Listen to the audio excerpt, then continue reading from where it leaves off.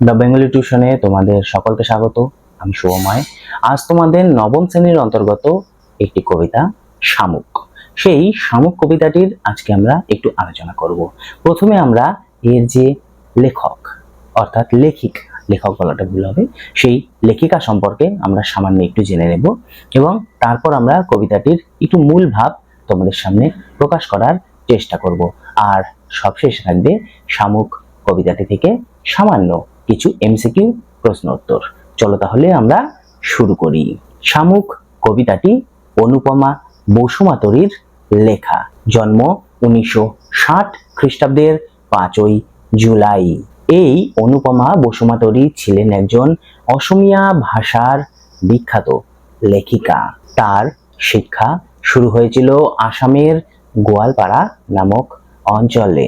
তিনি সেই শহরের হাই স্কুল থেকেই মেট্রিক পরীক্ষায় পাশ করেছিলেন। পরে তিনি গুয়াহাটি বিশ্ববিদ্যালয়ে ভর্তি হয়েছিলেন এবং এই গুয়াহাটি বিশ্ববিদ্যালয় থেকেই স্নাতকোত্তর ডিগ্রি তিনি লাভ করেছিলেন। প্রথম অবস্থায় তিনি ভারতীয় জীবন বীমা নিগমে চাকরি করতেন, অর্থাৎ ভারতীয় জীবন বীমা বলতে আমরা এলআইসির কথা বুঝে থাকি। তার প্রথম রচনা হলো রূপালী রাতির ঘাট। এছাড়াও তিনি অন্যান্য আরো কাব্যগ্রন্থ লিখেছিলেন। সেই অন্যান্য কাব্যগ্রন্থগুলির মধ্যে উল্লেখযোগ্য হলো দুঃখ আরু প্রেমর মোহনাথ। এছাড়াও তিনি লিখেছিলেন জাকারান্দা। তো এই ধরনের কাব্যগ্রন্থগুলি তিনি মূলত রচনা করেছিলেন। শামুক কবিতাটি যেটি আমরা আলোচনা করব, সেই শামুক কবিতাটির উৎস হলো অসমীয়া জামুক নামক কাব্যগ্রন্থ থেকে। এই কবিতাটির অনুবাদক হলেন মানবেন্দ্র বন্দ্যোপাধ্যায়। দেখবে তোমাদের এই পাঠ্য বইয়ের নিচের দিকে, কবিতাটির নিচের দিকে অনুবাদকের নাম লেখা রয়েছে। এবারে আমরা এই কবিতাটির একটু রিডিং দেখে নেব, তারপর আমরা এই কবিতাটির একটু অর্থ বোঝার চেষ্টা করব। তর্জমা। এই কবিতাটির তর্জমা অর্থাৎ বাংলা, মানে অসমীয়া ভাষার কবিতা তো সেটি থেকে বাংলা করেছে মানবেন্দ্র বন্দ্যোপাধ্যায়।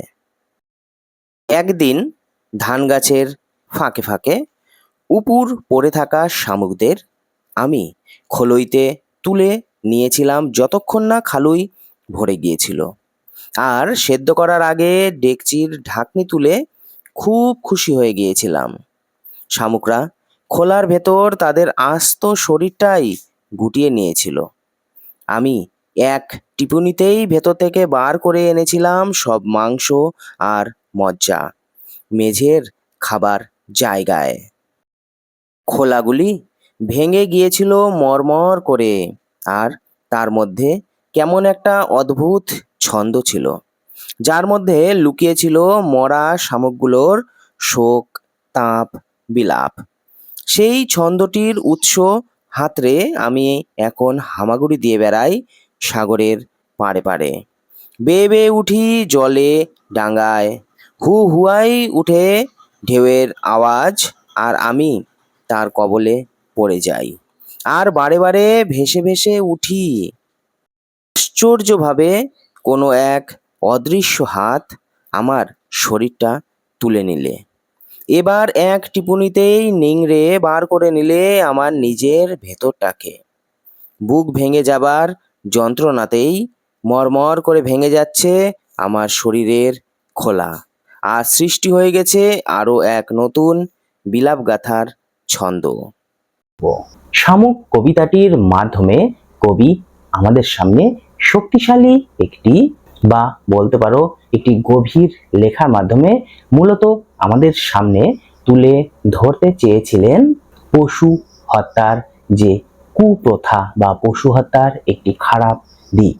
এছাড়াও তিনি তুলে ধরতে চেয়েছিলেন নারীদের প্রতি একটি সহিংসতার যে চিত্র, সেই চিত্রটি। এছাড়াও লিঙ্গ সমতার প্রসঙ্গে এক উচ্চকিত কাব্যিক উচ্চারণ তিনি এই কবিতায় করেছিলেন। এই কবিতা শোষণ, সহিংসতা এবং সামাজিক বৈষম্যের বিরুদ্ধে মূলত কথা বলেছিল। এই কবিতাটিতেই কবি প্রাণী হত্যার মাধ্যমে খাদ্যের জন্য মূলত যে প্রাণী হত্যা, এই ধরনের শোষণের বিরুদ্ধেই এই কবিতাটির মধ্যে মূল মন্ত্র তিনি প্রবেশ করিয়েছিলেন। আর তাছাড়াও নারী শোষণের যে বিষয়, সেই বিষয়টিও তিনি এই কবিতায় ফুটিয়ে তুলেছেন। এছাড়াও এই কবিতাটিতে কবি শামুকের জীবনের ধীর গতি, আত্মরক্ষা এবং প্রকৃতির সাথে তার যে একাত্মতা, সেই ছবি খুব সুন্দরভাবে তুলে ধরেছেন। কবিতাটিতে একটি শামুকের জীবনযাত্রা এবং তার চারপাশের পরিবেশের সাথে তার যে সম্পর্ক রয়েছে, সেই সম্পর্ককে তিনি খুব সুন্দরভাবে ফুটিয়ে তুলেছেন। কবিতাটিতে আমরা দেখতে পাই শামুকের যে থাকার জায়গা বা বাসস্থান এবং শামুকের যে সমস্ত অভ্যাস, সেই অভ্যাসগুলিকে নিবিড় পর্যবেক্ষণের মাধ্যমে লেখিকা লক্ষ্য করেছিলেন এবং সেই নিবিড় পর্যবেক্ষণের মাধ্যমেই তিনি যা বুঝতে পেরেছিলেন তা এই শামুক কবিতায় তিনি ফুটিয়ে তুলেছেন। তিনি এই কবিতায় দেখিয়েছিলেন শামুক ধীরে ধীরে চলে, ঘাস পাতা ইত্যাদি খায়, ফল বা দেয়ালের মতো যে জায়গা, সেই জায়গার সাথে তার যে ঘনিষ্ঠতা, সেই ঘনিষ্ঠভাবে লেগে থাকা, আবার উপরে ওঠার ক্ষেত্রে অর্থাৎ প্রাচীর বেয়ে উপরে ওঠার ক্ষেত্রে তার যে নির্ভীকতা, সেই নির্ভীকতা আমরা খুব সুন্দরভাবে এই কবিতায় দেখে থাকি। কবির মনে হয়েছে শামুকের খোলস এবং শামুকের যে শরীর, তা যেন একসাথে একাত্মভাবে মিশে গিয়েছে। এই খোলসটি একটি নিরাপদ আবাস স্থল প্রদান করে শামুককে, যা ঝড় বা আবহাওয়া মানে খারাপ আবহাওয়া সেখান থেকে বাঁচিয়ে শামুককে একটি নিরাপদ স্থানে নিয়ে যায়। আমরা দেখে থাকি শামুকের শিংগুলোতে হালকা স্পর্শ করলেই শামুকটি বিরক্ত হয়ে দ্রুত তার শিংগুলিকে সেই খোলসের মধ্যে প্রবেশ করিয়ে দেয় এবং শান্ত ঘেরাটোপে সে নিজেকে পুরোপুরি যেন লুকিয়ে ফেলে। এই কবিতার মাধ্যমে দেখানো হয়েছে শামুক কিভাবে একটি বিচ্ছিন্ন প্রাণী এবং স্বয়ং সম্পূর্ণ অস্তিত্বপূর্ণ একটি জীবনযাপন করে থাকে। সে যেখানেই থাকুক না কেন, সে সর্বদা একা থাকতেই পছন্দ করে। তার নিজস্ব খোলস ছাড়া সঙ্গী বা সম্পদ তেমন কেউ থাকে না। শামুকের সুস্পষ্টভাবে থাকার জন্য কোনো আবাস স্থলের প্রয়োজন হয় না। কবি বা লেখিকা আমাদের এমন সূক্ষ্ম পর্যবেক্ষণের মাধ্যমে শামুকের সেই ক্ষুদ্র জগতে নিয়ে গিয়ে দেখিয়ে দিয়েছিলেন যে শামুক কিভাবে তার প্রতিরক্ষামূলক খোলসের মধ্যে একাকী জীবনযাপন করে থাকে। এই কবিতায় শামুকের অভ্যাস ও বাসস্থানকে সূক্ষ্মভাবে লেখিকা পর্যবেক্ষণ করেছেন, যা আমাদের একটি অন্তরঙ্গ আভাস দিয়ে থাকে। তাছাড়াও এই কবিতায় আমরা মৃত্যু চেতনার এক অসাধারণ রূপ ফুটে উঠতে দেখে থাকি। ধান গাছের ফাঁকে ফাঁকে উপুর হয়ে পড়ে থাকা শামুকদের একটা একটা করে খুলিতে ভরে নিয়ে সেগুলি ডেচকির জলে সেদ্ধ করে বা সেদ্ধ করার আগে তাদের খোলার ভেতরে গোটা শরীরটাকে গুটিয়ে নেওয়ার যে কৌশল, সেই কৌশল লেখিকা খুব ভালোভাবে পর্যবেক্ষণ করতেন এবং ছোটবেলায় তিনি সেগুলি দেখে ভীষণ আনন্দ পেতেন। তিনি তখন তো সেভাবে বুঝতেন না, না বুঝে নির্দয়ভাবে চাপ দিতেন শামুকের সেই নরম অংশটির ওপর। টেনে তিনি বের করে আনতেন মাংস খাবার উদ্দেশ্যে। শামুকের সেই খোলসটি ভেঙে যাবার শব্দে তিনি অনুভব করতেন এক বিশেষ ধরনের ছন্দের। সেই ছন্দের মধ্যে যেন লুকিয়ে ছিল মৃত শামুকদের শোক, তাদের জীবনের বিলাপ যেন সেখানে লুকিয়ে ছিল। সেই বিলাপ যেন বর্তমানে একাকার হয়ে গিয়েছে তার জীবনের সাথে।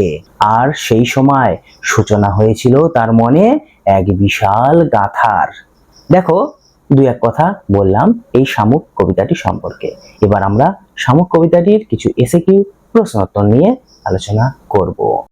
শামুক কবিতাটির কবি কে?